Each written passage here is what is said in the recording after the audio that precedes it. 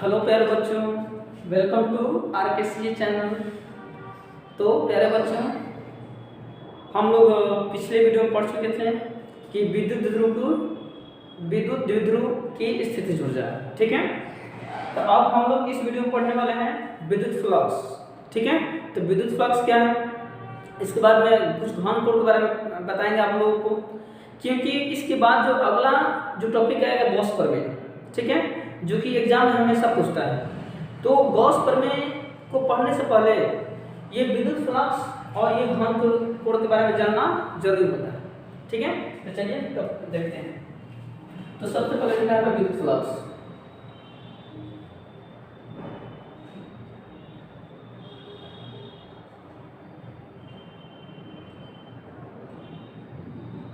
विद्युत flux, electric flux.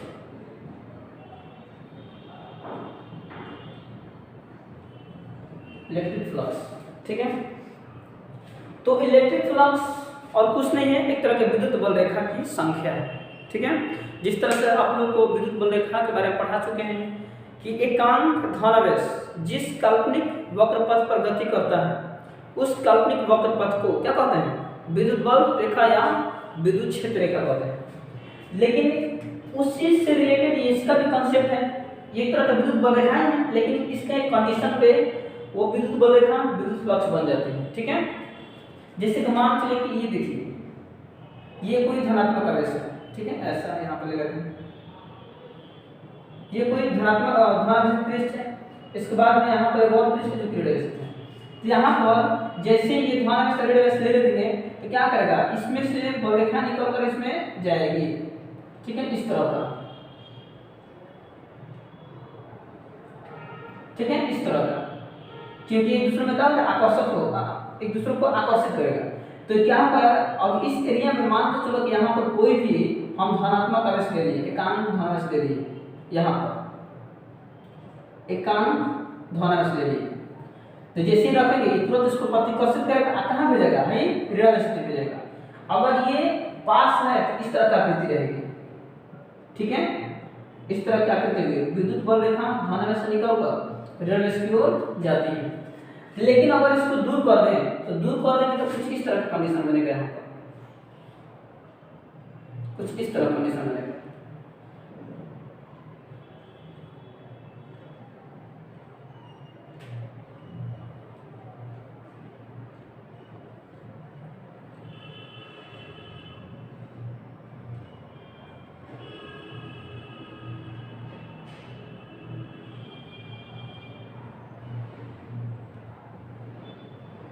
ऐसे भी करते हैं, इसको थोड़ा सा बना दे, कोई दिक्कत नहीं। इसमें अनंत बल रेखाएं निकलती है इसमें से।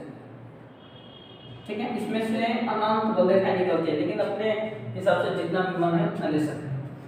इसको अलग किए तो ये ऑटोमेटिक ये फाइबर इस तरह का आकृति बन जाएगी, आयरन एसिड कुछ इस तरह का बन जाएगा।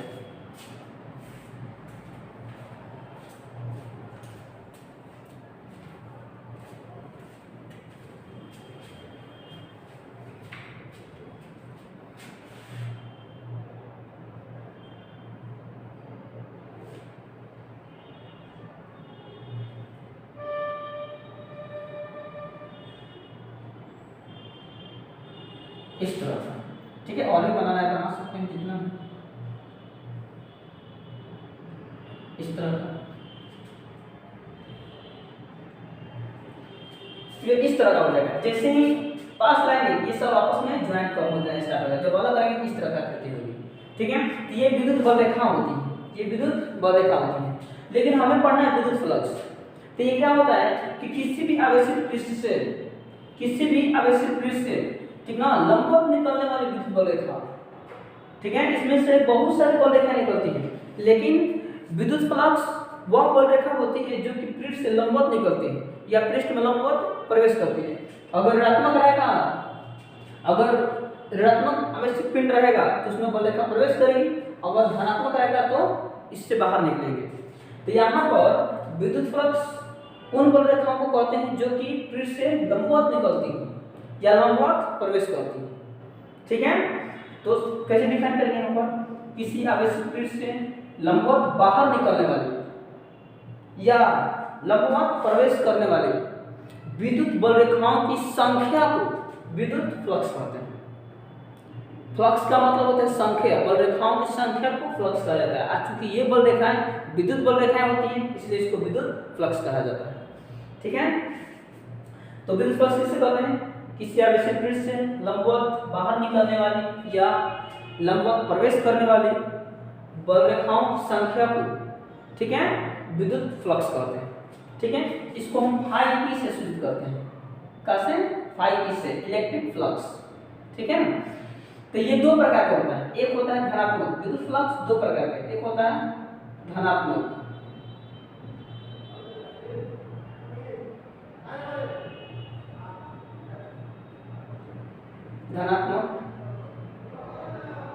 विद्युत फ्लक्स, दूसरा होता है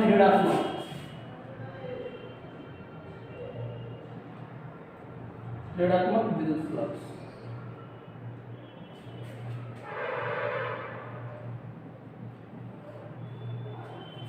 पहला धनात्मक विद्युत फ्लक्स, दूसरा होगा ऋणात्मक विद्युत फ्लक्स। ठीक है, तो धनात्मक विद्युत फ्लक्स किसी आवेशित पिंड से लंबवत बाहर निकलने वाली विद्युत बल रेखाओं की संख्या को धनात्मक विद्युत फ्लक्स कहते हैं।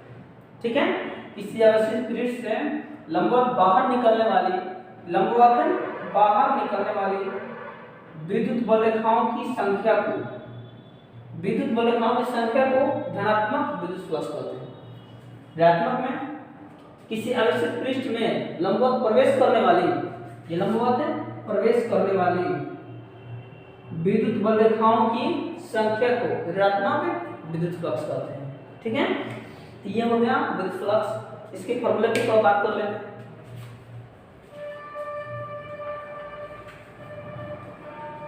जैसे कि मान के चलिए कि यहाँ पर कोई सतह है, यहाँ पर सतह लेते हैं हम। ठीक है, इसका क्षेत्रफल को हम मान लेते हैं कि ए क्षेत्रफल है इसका, ए इसका क्या है? क्षेत्रफल। ठीक है, तो यहाँ पर ए क्षेत्रफल है, अब ये आवेशित है। ठीक है, तो आवेशित है तो मान चलो कि यहाँ पर ये इसका विद्युत क्षेत्र की तीव्रता की दिशा है। आवेश है तो इसका कहीं ना कहीं विद्युत क्षेत्र होगा। जब विद्युत क्षेत्र होगा तो उसमें विद्युत बल रेखा होगा। विद्युत बल रेखा क्या है? तीव्रता है। ठीक है, तो यहाँ पर विद्युत क्षेत्र की तीव्रता की दिशा इधर हो गया। इसका इस बिंदु पर यहाँ पर या इस तल पर ये जो एरिया के तल है इसको हम लंब डालते हैं।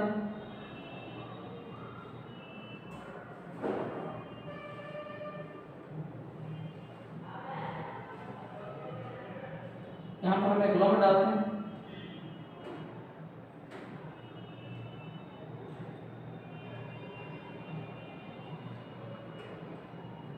यहाँ पर हम क्या करते हैं? लंब डालते हैं। ठीक है, अब ये विद्युत तीव्रता का दो घटक निकालेंगे।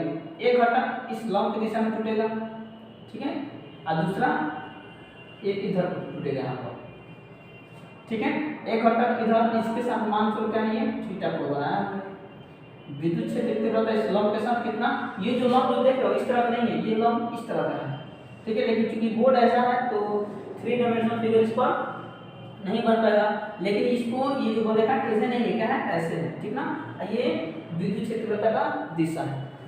ठीक है, अब इसका ये इसके साथ कोण बनाया हुआ है, इसका दो घटक, तो ये घटक जिसके साथ कोण बनाया होता है, ये विद्युत क्षेत्र तीव्रता अपने जिस घटक के साथ कोण बनाता है उसको कॉस लिया जाता है, और कोण के दूर वाले घटक को साइन लिया जाता है। ठीक है, ये सदिश वियोजन आप लोगों को पढ़ाया जा चुका होगा 11th क्लास में। यहाँ पर क्या करेंगे? यहाँ पर देखिए तो इसका घटक निकालो, ये हो जाएगा ई cos थीटा, ये हो जाएगा ई sin थीटा, ई sin थीटा हो जाएगा। इसका दो घटक ई cos थीटा, ये होगा ई sin थीटा। यहाँ पर विद्युत फ्लक्स की जब बात करेंगे तो विद्युत फ्लक्स आई ई बराबर, अगर इस पृष्ठ से कुल विद्युत फ्लक्स निकालना हो, ठीक है, तो कुल विद्युत फ्लक्स की जब गणना करना हो तो मान के चलो कि इसमें से एक ये बिंदु है, यहाँ से विद्युत फ्लक्स ये ई cos थीटा निकल रहा है।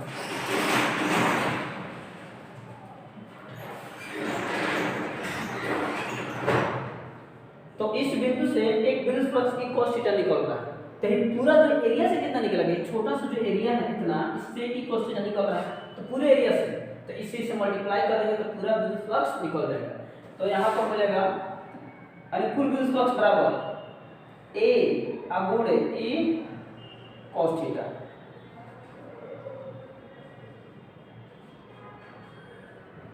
ई cos थीटा ये टोटल विद्युत फ्लक्स हो गया। यहाँ मल्टीप्लाई टोटल करेंगे तो हो जाएगा ई ए cos थीटा। ठीक है, और थीटा क्या है? विद्युत क्षेत्र की तीव्रता और उस क्षेत्रफल के बीच बना कोण है। ठीक है, तो ये हो गया विद्युत फ्लक्स, ये हो गया विद्युत फ्लक्स। अब इसके अल्पांश की बात करेंगे। ठीक है, अब पूरा विद्युत क्षेत्र है, पूरा से विद्युत फ्लक्स इतना है, तो इसमें छोटा सा एरिया कहीं इसके एरिया से कितना, तो पूरा ए, तो छोटा सा एरिया क्या कहलाएगा डी ए। ठीक है, अब इससे कितना निकलेगा, कहने का मतलब पूरा अल्पांश के लिए निकलना चाहिए, तब कैसे निकलेंगे?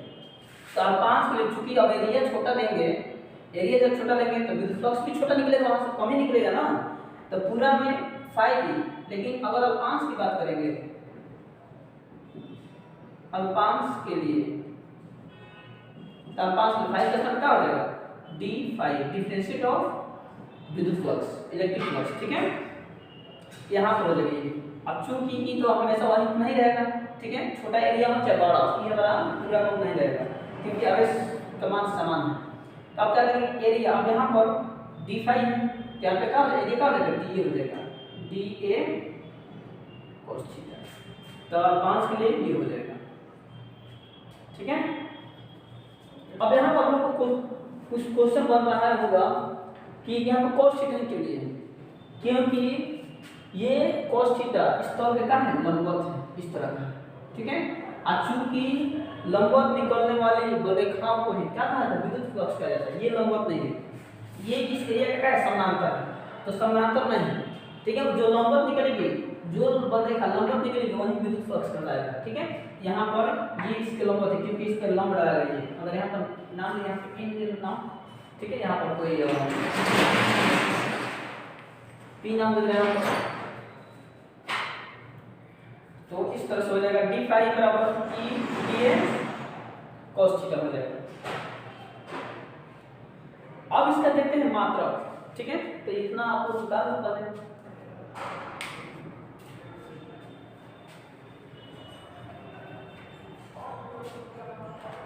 इसके गुण देख लेते हैं सबसे पहले।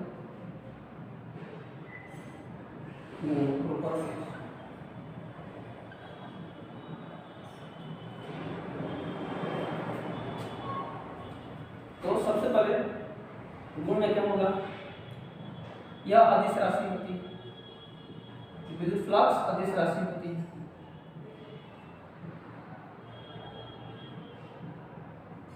ठीक है, दूसरा इसका मात्रा देख लेते हैं। मात्रा में सबसे पहले ये यहाँ इसका मात्रा क्या हो जाएगा, विद्युत क्षेत्र तीव्रता का मात्रा क्या होता है, न्यूटन प्रति कूलम। तो न्यूटन, अब प्रति मतलब बटा कूलम, ये क्षेत्रफल है तो इसका क्या हो जाएगा, मीटर स्क्वायर। तो चूंकि ये cos थीटा गणितीय राशि है, तो गणितीय राशि का मात्रा नहीं होता है, तो जब मिलाएंगे तो न्यूटन मीटर स्क्वायर प्रति कूलम। या वोल्ट मीटर,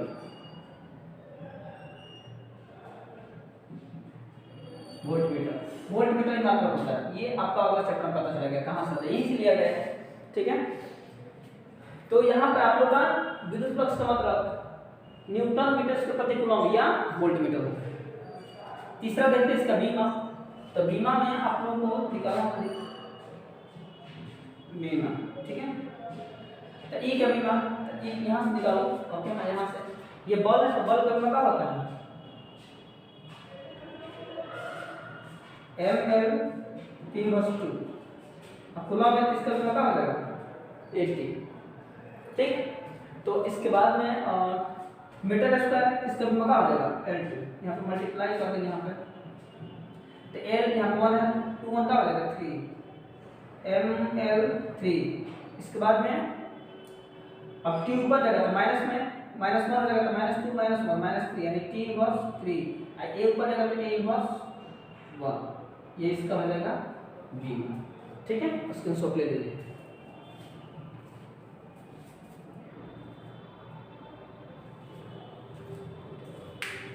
तो इसके बाद में आप लोग का अगला टॉपिक जो छोटा आता है घन कोण।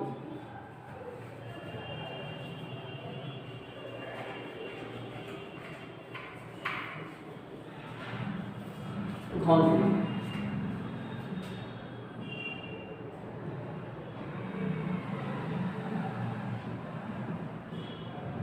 घनफूल,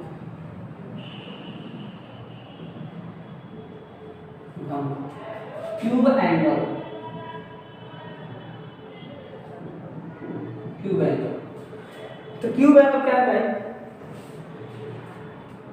एक तरह का, जैसे कि आप लोग मार्केट में कभी तरबूजा खरीदे हुए, ये जिसको हम बोलते हैं लवली बोलते लवली, ठीक है। तो अब इसमें क्या वाटर मिलर, ठीक है। तो क्या होता है कि जब भी जाते हो आप लोग मार्केट में कुछ तरबूज खरीदने के लिए, तो क्या होता है कि अगर दुकानदार से क्या करोगे कि भाई थोड़ा सिखाओ कि मीठा है कि खट्टा है, ठीक है। तो इसके बाद वो क्या करता है कि एक मान चलो कि तरबूज टाइप के, तो क्या करेगा यहाँ से कट लगाएगा, ठीक है। इस तरह से कट लगाएगा चाकू से, ऐसे और ऐसे कट लगाता है, और निकालने के बाद वो कुछ टाइप का ऐसे दे देता है, इस टाइप का एरिया निकाल के आपको दे देता है, ठीक है। तो यहाँ पे जो कोण जो बना ना, ये कोण, ये इसी को कहते हैं घनकोण, ठीक है। इसको क्या कहते हैं? घनकोण। इसका मतलब होता है क्या? स्टेरेडियन।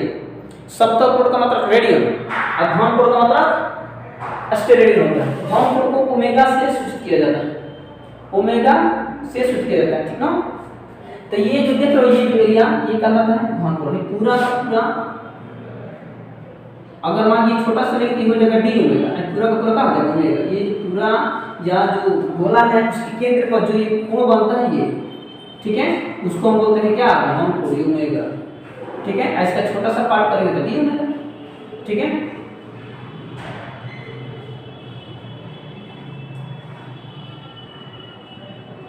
इस तरह, ठीक है। तो अब यहाँ पर देखिए, तो घनकोण का होता क्या है?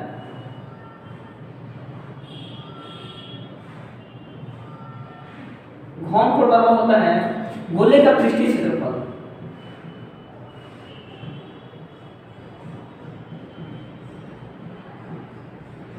गोले का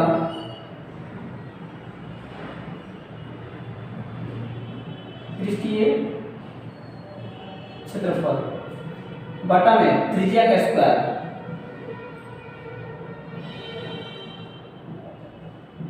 बटा में त्रिज्या का स्क्वायर। तो घनकोण को ओमेगा से सूचित करते हैं, ओमेगा बराबर गोले का पृष्ठीय क्षेत्रफल क्या होता है? 4 पाई आर स्क्वायर, और त्रिज्या तो आर, इसका ऊपर मान चलो आर है, क्या हो जाएगा? R square. ये कट के कैंसिल, तो ओमेगा बराबर हो जाएगा 4 पाई, ठीक है। और इसका मात्रक क्या हो जाएगा? स्टेरेडियन। मात्रक स्टेरेडियन, इसका मतलब स्टेरेडियन होता है, ठीक है। अगर डी पूरा ओमेगा के लिए ये हो जाएगा मतलब 4 पाई, ओमेगा के लिए 4 पाई, ठीक है। ओमेगा के लिए 4 पाई, इसका मान हो जाएगा 4 पाई। लेकिन डी ओमेगा के लिए, तो डी ओमेगा के लिए होता है डी ए cos थीटा बटा में त्रिज्या का स्क्वायर। ये सब पहले की चीजें। तो डी ओमेगा बराबर हो जाएगा डी ए cos थीटा बटा में आर स्क्वायर। ओमेगा के लिए इतना हो जाएगा 4 पाई, लेकिन डी ओमेगा इसका लिए इसका मान होता है, डी ओमेगा के लिए ये फार्मूला होता है, डी ओमेगा बराबर डी ए cos थीटा बटा में आर स्क्वायर, ठीक है। तो ये सब अभी जो हमने कंसेप्ट पढ़ेंगे टोटल आप लोग गॉस का प्रमेय में काम आएगा। तो अगला जो वीडियो हम लेकर आने वाले हैं गॉस का प्रमेय, ठीक है। तो इसको सब आप लोग घर पर जाकर रिवीजन कीजिएगा एक बार तो, कि ये हमेशा एग्जाम में पूछता है, ठीक है। ऑब्जेक्टिव क्वेश्चन है, ऑब्जेक्टिव क्वेश्चन में ये सब्जेक्टिव में नहीं आएगा, सिर्फ ऑब्जेक्टिव में आ जाता है, ठीक है ना। ये फॉर्मूला इसका मात्रक दे देगा स्टेरेडियन। तो आज के लिए इतना ही, थैंक यू सो मच।